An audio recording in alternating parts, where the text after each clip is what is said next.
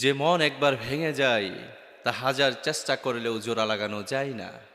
একটা কাচের গ্লাস ভেঙে যাওয়ার পরে আপনি যদি সেটা জোড়া লাগাতে চান, জোড়া লাগবে ঠিক, এরপরেও ফাটলটা থেকেই যাবে। ঠিক তেমনিভাবে এই জমিনের মধ্যে কারো মন যদি একবার ভেঙে যায়, তাহলে তার মনটা কিন্তু আর জোড়া লাগানো যায় না।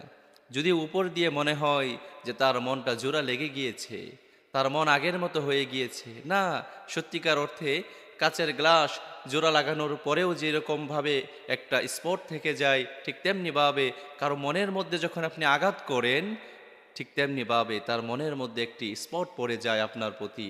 অতএব সম্মানিত প্রিয় ভাই বোন আমার, আপনাদেরকে বলছি, এই জমিনের মধ্যে এমনভাবে চলাফেরা করেন, এমনভাবে উঠা বসা করেন, এমনভাবে কথাবার্তা বলেন, আপনার কথার দ্বারা কেউ যেন কখনো আঘাতপ্রাপ্ত না হয়, কেউ যেন কখনো কষ্ট না পায়, কারো মন যেন কখনো ভেঙে না যায়।